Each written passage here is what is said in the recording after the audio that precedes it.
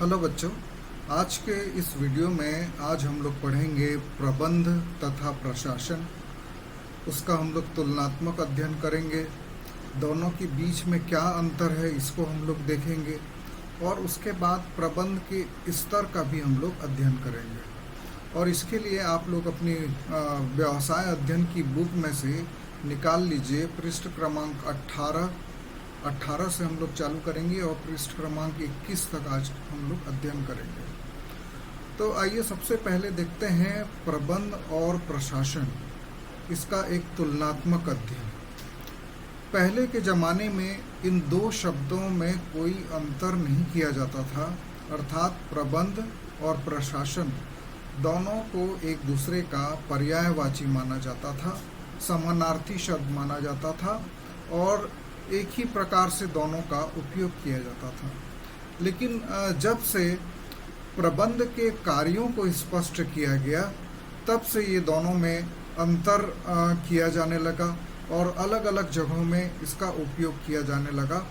और इससे संबंधित तीन करीब विचारधाराएं हैं, जिसके समर्थक जो विद्वान लोग हैं उन्होंने इसको अपने अपने ढंग से परिभाषित किया है और इनकी तुलना की है। जो सबसे पहले जो विद्वान हैं जिन्होंने इस संबंध में अपनी विचारधारा प्रस्तुत की है वो हैं Henri Fayol, Newman, Koontz, O'Donnell, Allen आदि लोग हैं। ये विद्वान ये मानते हैं कि प्रबंध और प्रशासन ये दोनों शब्द एक दूसरे के पर्यायवाची हैं, लेकिन इनका उपयोग अलग अलग जगह में किया जाता है। जब भी सार्वजनिक प्रशासन की बात आती है तो वहाँ पर प्रशासन शब्द का उपयोग किया जाता है। जैसे कि सरकारें जो होती हैं वहाँ जो बड़े अधिकारी होते हैं उनको प्रशासन के रूप में लिया जाता है। तो इसको जब सार्वजनिक क्षेत्र के दृष्टिकोण से जब देखा जाता है तब प्रशासन शब्द का इस्तेमाल किया जाता है, और वहीं व्यावसायिक जगत में इसे प्रबंध के रूप में देखा जाता है। तो ये जो विद्वानों हैं इन लोगों का स्पष्ट मानना है कि जो सार्वजनिक जगत है वहाँ पर जब प्रशासन का जो कार्य है उसको हम लोग प्रशासन कहते हैं, और उद्योग जगत में प्रबंध शब्द का उपयोग किया जाता है। उसके बाद जी.ई. मिलवर्ड और स्प्रिंगल जैसे अर्थशास्त्री हुए, प्रबंध शास्त्री हुए, इनका मानना है कि जो प्रशासन है वो बड़ा शब्द है, वो उच्च स्तरीय है और उसके नीचे प्रबंध आता है। अर्थात जहाँ पे प्रशासन का काम खत्म होता है वहीं पर प्रबंध का काम चालू होता है। अर्थात प्रबंध जो है वो प्रशासन द्वारा बनाई गई नीतियों का पालन करवाता है। उसके बाद जो तीसरी बात है वो E.F.L. ब्रेच जैसे विद्वानों ने कहा है कि प्रबंध एक विस्तृत शब्द है और इसमें प्रशासन को शामिल किया गया है। अर्थात उन्होंने प्रबंध को 3 स्तर में बांटा, एक उच्च स्तरीय, मध्यम स्तरीय और तीसरा निम्न स्तरीय। और जो उच्च स्तरीय प्रबंध है उसको उन्होंने प्रशासन की संज्ञा दी। तो इस प्रकार विभिन्न अर्थशास्त्रियों ने प्रबंध और प्रशासन की अलग अलग व्याख्या की है। अब ये सारे विद्वानों का एक निचोड़ के रूप में देखें तो कुछ इसके अंतर को हम लोग देख सकते हैं, जो आपके पृष्ठ क्रमांक 20 में पाया जाएगा। पहला जो अंतर है नीतियां निर्धारित करना।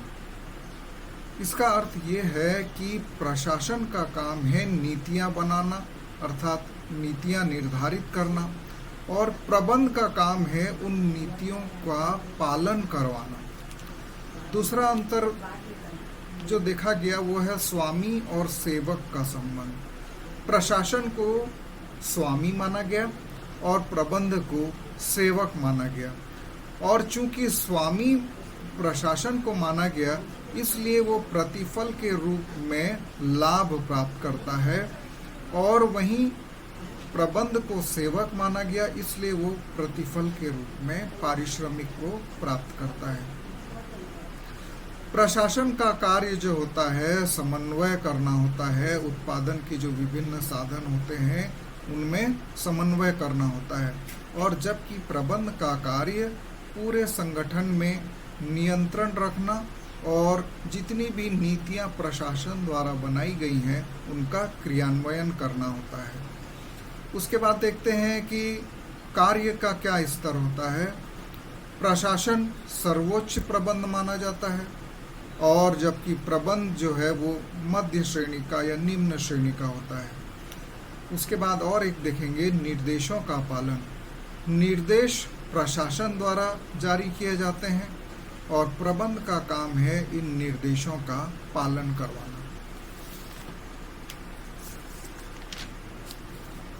उसके बाद आज की इस वीडियो में एक और विषय का हमको अध्ययन करना है, प्रबंध के स्तर। जैसा कि अभी के थोड़ी देर पहले हम लोगों ने देखा कि EFL ब्रिज जो बहुत ही मशहूर प्रबंध शास्त्री हुए, उन्होंने प्रबंध को 3 स्तर में बांटा था। पहला है उच्च स्तरीय प्रबंध, दूसरा है मध्य स्तरीय प्रबंध और तीसरा है निम्न स्तरीय प्रबंध।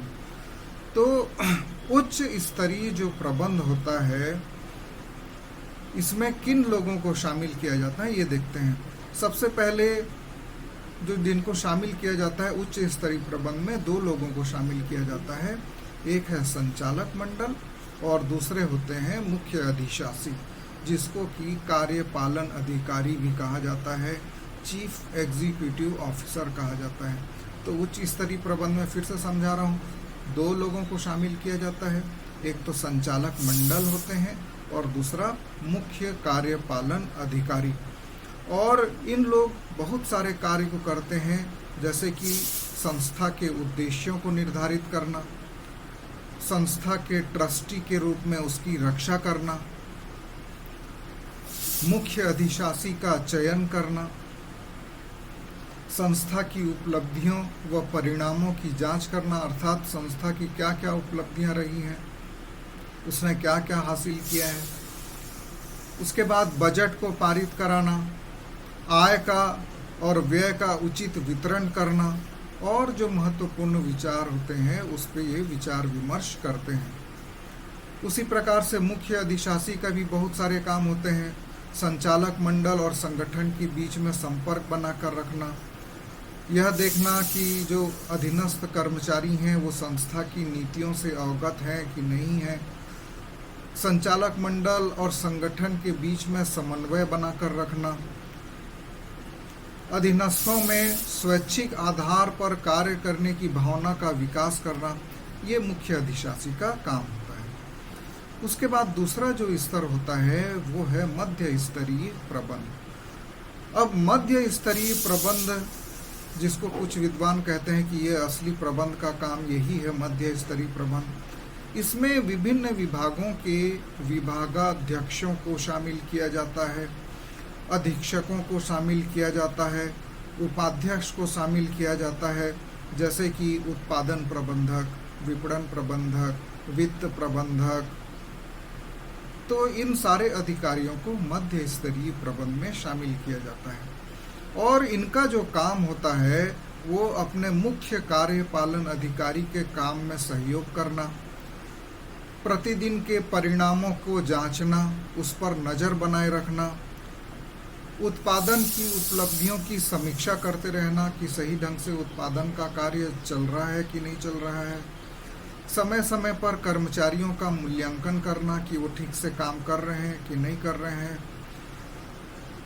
उच्च स्तरीय प्रबंध द्वारा निर्धारित उद्देश्यों की पूर्ति हेतु योजनाएं बनाना, जो उद्देश्य हैं वो उच्च स्तरीय प्रबंध द्वारा निर्धारित किए जाते हैं, लेकिन उसको पूरा करने के लिए योजना बनाने का काम भी इन्हीं का होता है। उसके बाद आखिरी में आते हैं हम लोग निम्न स्तरीय प्रबंध। निम्न स्तरीय प्रबंध में ये सबसे निम्न स्तर माना जाता है और इसको प्रथम पंक्ति का प्रबंध भी कहते हैं। और इसमें जिनको शामिल किया जाता है जो फोरमैन होते हैं, जो श्रमिकों के ऊपर होते हैं, पर्यवेक्षक होते हैं, कार्यालय परीक्षक होते हैं, इनका काम ये होता है कि उनके अधीन कर्मचारी जो भी हैं वो ठीक ढंग से काम कर रहे हैं कि नहीं कर रहे हैं, और ये वास्तव में कार्य को परिणित करते हैं। जो योजनाएं हैं उसको कार्य रूप में परिणित करते हैं। इनके मुख्य कार्य होते हैं कर्मचारियों को काम सौंपना, काम करने के लिए योजना बनाना, प्रति घंटे के कार्य और उसके परिणामों पर निगरानी रखना, उसके बाद आवश्यकता अनुसार कर्मचारियों से संपर्क करना, उनसे बातचीत करना कि क्या क्या परेशानी आ रही है, उसका समाधान कैसे करना है, कर्मचारियों के कामों का मूल्यांकन करना, और उसके बाद कर्मचारी चूंकि इनसे सीधे जुड़े हुए रहते हैं और इनको कर्मचारियों से ही काम करना पड़ता है, इसलिए उनके हितों का ध्यान रखना, उनकी सुविधाओं का ध्यान रखना, और इन सब के लिए जो मध्यम स्तरीय प्रबंधक हैं उनको सूचित करते रहना कि किन किन चीज़ों की, किन किन सुविधाओं की आवश्यकता है।